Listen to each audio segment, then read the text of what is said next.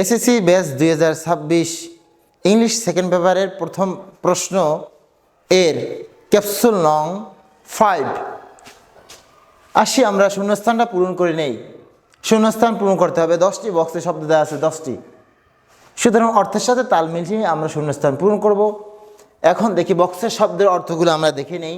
বক্সের শব্দের প্রথম অর্থ ওয়ে পন্থা, ফেয়ার মানে ন্যায্য বা সুন্দর, একুয়ার মানে অর্জন করা, লার্নার্স মানে শিক্ষার্থীরা, সুপারভাইজ মানে তত্ত্বাবধান করা, ডিগ্রেড মানে অবনতি করা, সাফার মানে ভোগা, কেস মানে মামলা, অ্যাসেস মানে মূল্যায়ন করা, এক্সামিনেশন মানে পরীক্ষা। এখন প্যাসেজের সাথে অর্থের তাল মিলিয়ে শূন্যস্থান আমরা কি পূরণ করি। এক্সামিনেশন পরীক্ষা, ইজ দ্য প্রসেস পদ্ধতি। আসলে পরীক্ষাটা কি বলি, পরীক্ষাটা হচ্ছে শিক্ষার্থীরা ক্লাসে তাদের পাঠদান, ক্লাসে যে পড়াশোনাটা কিভাবে তারা অর্জন করেছে সেটাকে কি মূল্যায়ন করার নামই হচ্ছে কি পরীক্ষা। তাহলে দেখো, তাহলে এক্সামিনেশন পরীক্ষা ইজ দ্য প্রসেস একটা পদ্ধতি কিসের, ড্যাশ দ্য একাডেমিক নলেজ প্রাতিষ্ঠানিক যে জ্ঞান অর্জনের অর্জন কাদের, ছাত্রদের কর্তৃক, অব দ্য স্টুডেন্ট ছাত্রদের কর্তৃক বা ছাত্রদের মাধ্যমে প্রাতিষ্ঠানিক যে জ্ঞান অর্জনের যে অর্জনটা সেটার মূল্যায়ন করা, কতদূর তারা জ্ঞান অর্জন করছে সেটাকে মূল্যায়ন করার নামই হচ্ছে কি পরীক্ষা। তাহলে আবার বলছি পরীক্ষা হচ্ছে যে ছাত্রদের কতটুকু প্রাতিষ্ঠানিক যে জ্ঞান অর্জন করছে সেটাকে কি একটা মূল্যায়ন করার নাম হচ্ছে পরীক্ষা। আমরা পরীক্ষার মাধ্যমে সেটা মূল্যায়ন করি। তাহলে এক্সামিনেশন ইজ দ্য প্রসেস একটা কি পদ্ধতি।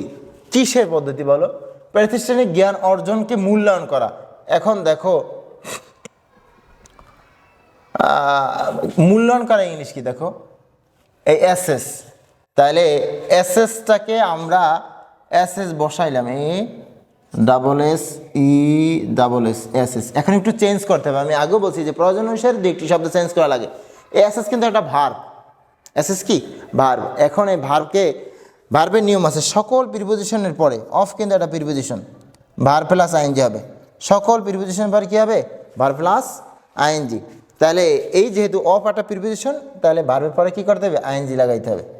তাহলে পরীক্ষা পদ্ধতি হচ্ছে যে মূল্যায়ন করা প্রাতিষ্ঠানিক জ্ঞানকে, কাদের, অব দ্য লার্নার শিক্ষার্থীতে। অবশ্যই জ্ঞানটা অর্জন করবে ছাত্ররা, এই জন্য কি লার্নার্স শিক্ষার্থীদের প্রাতিষ্ঠানিক জ্ঞান অর্জনকে কতটুকু তারা অর্জন করেছে সেটাকে মূল্যায়নকারীর নামে হচ্ছে কি পরীক্ষা।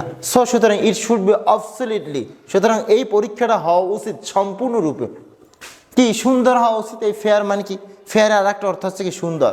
তাহলে পরীক্ষাটা কি হওয়া উচিত, ন্যায়সঙ্গতভাবে, সঠিকভাবে এবং কি সুন্দরভাবে। So it should be absolutely fair, সুতরাং পরীক্ষাটা কি অবশ্যই কি সুন্দর হওয়া উচিত। দ্য অথরিটি কর্তৃপক্ষ, শুড উচিত, কন্ডাক্ট মানে পরিচালনা করা, কি কে ওই পরীক্ষাকে, অ্যান্ড ইট এই পরীক্ষাকে কি করতে হবে, কন্ডাক্ট করতে হবে। আর কি করতে হবে দেখো, এই তত্ত্বাবধান করতে হবে।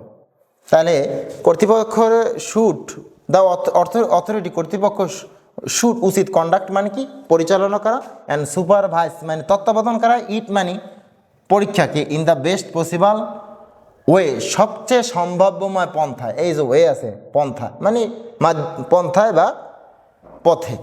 তাহলে কন্ডাক্ট মানে পরিচালনা করা, অ্যান্ড সুপারভাইজ মানে কি তত্ত্বাবধান করা। তাহলে কর্তৃপক্ষের উচিত পরিচালনা করা এবং তত্ত্বাবধান করা, ইট মানে পরীক্ষা, in the best possible way সবচেয়ে সম্ভাব্যময় পন্থা, যেভাবে যতদূর সম্ভব এটাকে সুন্দরভাবে কি পরিচালনা করা। অ্যাডাপটিভ মানে গ্রহণ করা, আনইথিক্যাল মানে অনৈতিক অ্যাক্টিভিটিস মানে কাজ। ইন দ্য এক্সামিনেশন পরীক্ষায় ওই এক্সামিনেশন দেওয়া আছে, এক্সামিনেশন পরীক্ষা অনৈতিক কার্যক্রম গ্রহণ করা ইজ হয়ে থাকে এ গ্রেট অফেন্স, এটা বিশাল অপরাধ। সুতরাং আমরা কয়টা সরাইলাম দেখি, এ পন্থা গেল, ফেয়ার গেল, এরপরে এই অ্যাসেস গেল, মূল্যায়ন করা গেল, লার্নার শব্দটা গেল, সুপারভাইজ গেল, এখানে আমরা এক্সামিনেশন দিলাম। এই 6টা শব্দ অলরেডি চলে গেছে। এখন দেখি আছে কি কি দেখি, ইট।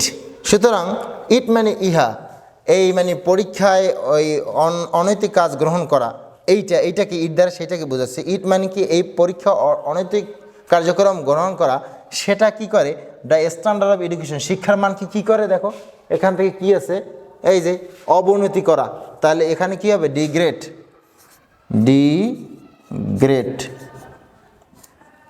ডিগ্রেড মানে কি শিক্ষার মানকে কী করে অবনতি করে। এখন আমি চিরসত্য কোনো বর্তমানকালে কোনো কাজের ক্ষেত্রে অথবা চিরসত্য কোনো ব্যবহারের ক্ষেত্রে কর্তাটা যদি কি হি, শি, ইট অথবা রনিরুমা পেন মানে থার্ড পারসন সিঙ্গুলার নাম্বার হয়, এই জাতীয় সাবজেক্টগুলো হয়, তখন ভার্বের শেষে কী হয় এস বাই এস যোগ করতে হয়। তাহলে ইট কিন্তু থার্ড পারসন সিঙ্গুলার নাম্বার। আর বিষয়টা হচ্ছে চিরসত্য ব্যাপার যে ইট এই অনৈতিক গ্রহণ করা, অনৈতিক কার্যক্রম পরীক্ষা গ্রহণ করা, এটা কি করে শিক্ষার মানকে অবনতি করে। তো এটা অবশ্যই কি চিরসত্য কথা। এবং এই যে সাবজেক্ট আছে it third person singular number, এই জন্য একটা ভার্বের সাথে এস বাই এস যুক্ত করতে হবে। সুতরাং ইট ডিগ্রেড আছে, ডিগ্রেডস অবনতি করে দ্য স্ট্যান্ডার্ড অফ এডুকেশন শিক্ষার মান। এবার বলছে যে in dash of the students failure, বলছে ছাত্রদের ব্যর্থতার